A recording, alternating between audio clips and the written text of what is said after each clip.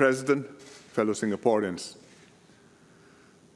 Singaporeans have just gone through a crucial general election held in the midst of a tremendous crisis. We've been through 6 difficult months dealing with COVID-19 and the economic downturn precipitated by the virus.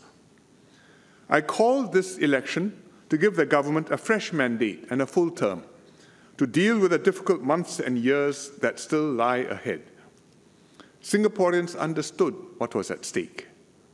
They considered carefully what the candidates and parties had to offer. And on polling day, voters turned out in full strength. They gave the PAP a clear mandate to form the government. My team and I are humbled that Singaporeans have entrusted us with this heavy responsibility. We will use our mandate to act on your behalf vigorously and unremittingly to deal with the challenges ahead and lead Singapore out of the crisis. The work of our new cabinet and government has already begun. The elections are behind us. Whatever our political persuasions, never forget that we are first and foremost Singaporeans. Let us all unite and focus our energies on the major challenges ahead. On the public health front, COVID-19 remains a serious problem. The global situation has taken a further turn for the worse, with both new infections and deaths continuing to climb.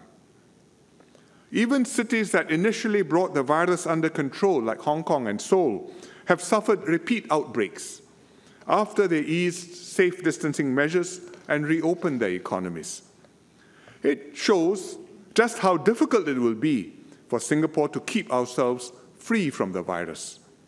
And this is why, as we gradually restore economic activity, reopen our borders, and resume our lives, we are also building up our capacities to test and contact trace so that we can identify and stamp out new outbreaks quickly. But each one of us still needs to play our own part, stay vigilant, practice safe distancing, and minimize social interactions. That is how we can protect the health and the lives of our loved ones, especially our elderly. At the same time, we have to get our economy going again. This is an enormous task. In the second quarter, our GDP shrank a record 12.6% year-on-year. The 4 budgets this year have staved off the worst of the damage. But we have kept companies afloat and minimized retrenchments so far. But economic conditions will continue to be difficult, and we must expect to lose many more jobs. We will do our best to save as many as we can and help workers who still lose their jobs to find new work. The National Jobs Council is urgently working with the unions, business associations, and government agencies on this vital task. We will also help businesses that have been shut down by COVID-19 to start up again. In particular, the construction sector has been badly affected by the outbreak in the migrant worker dormitories. We have almost completely tested all the migrant workers in the dorms and cleared the dorms of COVID-19. And we are exerting maximum effort to establish safe living and working conditions so that workers can get back to work as soon as possible while keeping the virus in check. But it is a very complicated task, and despite our best efforts, will take a few weeks more to complete. In the meantime, the government will lighten the burden of levies and fees on their employers and help them to get back on their feet. This is only fair to the employers. Many of them are small subcontractors. They are bearing a disproportionate share of the burden of keeping all of us safe from COVID-19. Then there are sectors that have been hard hit by the closure of international borders, like tourism and aviation. Their recoveries will be slow. They rely heavily on the international market, without a large domestic market to buffer them. But we are determined to help these sectors pull through as they are linked to many other parts of our economy. That's why the government put aside close to $2 billion in the budgets to support them. We must also be prepared that some industries will not return to what they were before. Then the government will face difficult choices, and so will the businesses themselves. We cannot afford to prop up failing industries indefinitely or trap workers in jobs that are no longer viable. The better long-term solution is to invest our resources to develop new capabilities, grow new industries, and create new jobs. Then we can help firms in the declining industries to reinvent themselves or pivot to other fields of business. We will also help workers in these industries reskill for the new jobs created. We were already doing this even before COVID-19 through Skills Future. But now the urgency is greater, and we must redouble our efforts. Beyond the ongoing crisis, the government must also keep our eyes firmly on the future. One day, the pandemic will be over and the economic crisis will pass. When that day comes, we have to be ready for the post-COVID-19 world. Our aim is not just to survive this storm, but also to set the long-term direction for the country.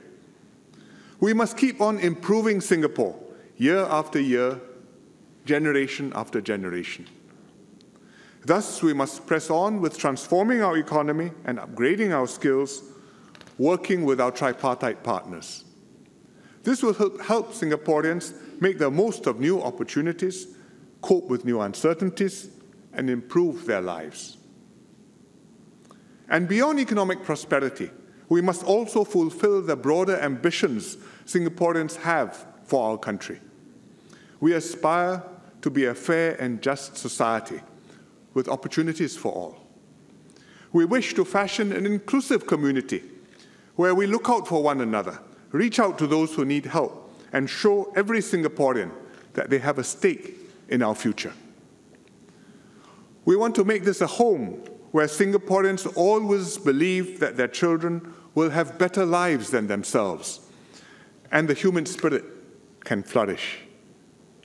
This is the nation we are building together. To achieve these hopes and dreams, our political system must continue to work well for Singapore. The election has shown a strong desire among Singaporeans for greater diversity of views in politics. Voters want the PAP to form the government, but they also want more robust debate of policies and plans. And this trend is here to stay. We have to give expression to it and evolve our political system to accommodate it while maintaining our cohesion and sense of national purpose. This new parliament will have a total of 12 opposition MPs, the largest number in recent history. 10 are constituency MPs from the Workers' Party, and 2 are NC MPs from the Progress Singapore Party. We will formally designate a leader of the opposition and provide him with staff support and resources to perform his role. I look forward to more vigorous but constructive debates in Parliament. I hope our colleagues across the aisle will step up to play their role of a responsible and loyal opposition. Their duty is not merely to raise criticisms and ask questions of the government, necessary as these functions are, but also, more importantly, to put forward serious policy alternatives to be scrutinized and debated. This way, we can help voters better understand the issues, choices, and trade-offs. And in the process, improve policies and plans and deliver better outcomes for Singapore. Good politics depends not only on sound institutions, but also on high-quality political leadership.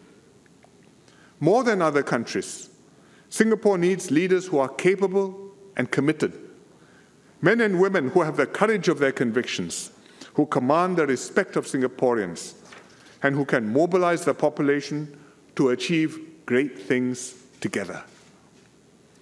In this election, you have voted for me and my PAP team. With your mandate, I have formed the strongest cabinet I could to take Singapore through this crisis and beyond. The cabinet I have formed is a multiracial team, reflective of our multiracial society. 7 out of 20 full ministers are non-Chinese. We have been sworn in before the President with a Chief Justice in attendance, who both belong to minority communities. There can be no more vivid demonstration of how our meritocratic system works and the lengths we have gone to ensure equal treatment and opportunities for every citizen, regardless of race, language, or religion. My cabinet also includes ministers and office holders from successive generations. The more senior ones have seen Singapore through past crises and can offer valuable guidance and views to help overcome the challenges we now face. The younger ministers are increasingly taking the lead, setting the agenda and engaging Singaporeans, for example, through the SG Together movement and the Emerging Singapore conversations. They've also been leading our COVID-19 response and gained confidence dealing with the complex challenges of the pandemic. The new office holders will bring with them fresh ideas and perspectives and work hard to master the issues. It is a team that Singaporeans can be confident in and one that will walk with you every step of the way. Madam President, I have spent my entire adult life in public service. I will continue to devote myself to my country and people, drawing strength and purpose from the support of Singaporeans, young and old. My aim is to see through this crisis and hand over Singapore intact and in working order into good hands who can take the country further forward. I ask Singaporeans to extend to the younger ministers the same support that you have given me all these years. But leadership renewal is a never-ending task. We continue to need more good people from every generation to step forward, stand for election, and serve our country. Singapore must have leaders who can take the rough and tumble of politics and who will commit all their energies to work and fight for what they believe in. Only with an exceptional leadership team working closely with Singaporeans can we continue to stand out in the world.